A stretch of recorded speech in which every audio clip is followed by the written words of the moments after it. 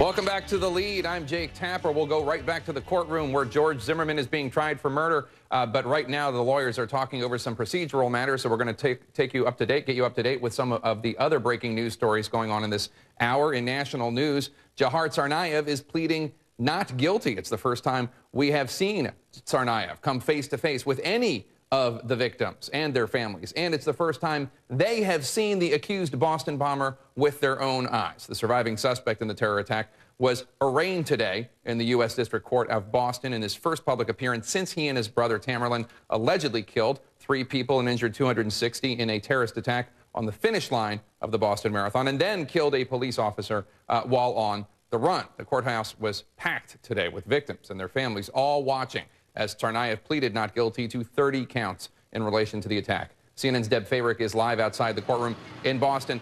Deb, the things that we can't see because there are no cameras in that courtroom, tell us about Dzhokhar Tsarnaev's body language. How does he look now?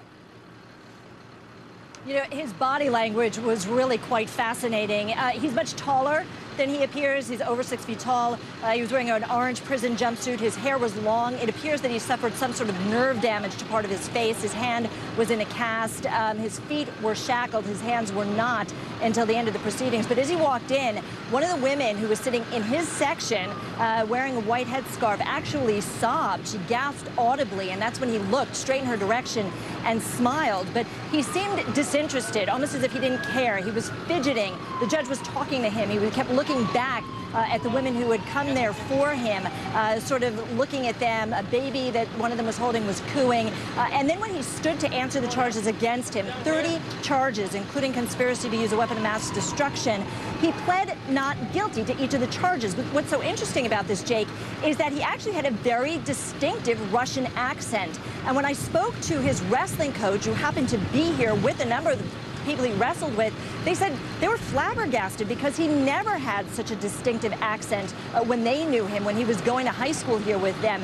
And the coach said, you know, he came to see whether, in fact, there was any of the old Dzhokhar Tsarnaev, the Tsarnaev that they knew. And he said he just couldn't see it. He was fidgeting. He looked disinterested. He was slumping. There was no sense of really the seriousness of what was going on inside that courtroom, Jake. And Deb, we can't confirm it, but there was someone there who looked like Catherine Russell, Dzhokhar Tsarnaev's sister-in-law, the widow of his older brother Tamerlan. Did you see her? We saw 2 women, 2 younger women who looked, we know that he's got 2 younger sisters here in the United States. There seems to be some sort of a family resemblance between the 2 women we saw. We did not see Catherine Russell.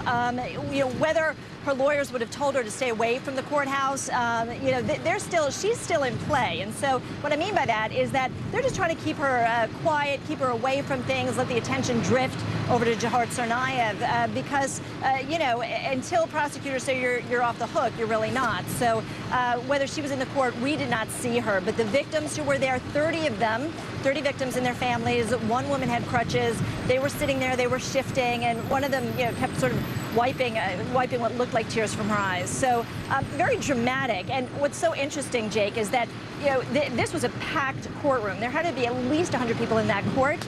And in the moments before he walked in, it was so quiet. Nobody was speaking. Nobody shifted. Nobody coughed. The only thing you heard was the newborn that was held by one of the Tsarnaev women who were in the row reserved for his family, Jake. All right, Deb Fayrick outside the courthouse in Boston, Massachusetts, where Dzhokhar Tsarnaev, the only surviving accused terrorist for the Boston Marathon attacks, pleaded not guilty to all 30 charges today. When we come back, we're going to take you back to the other courtroom that we're keeping an eye on, which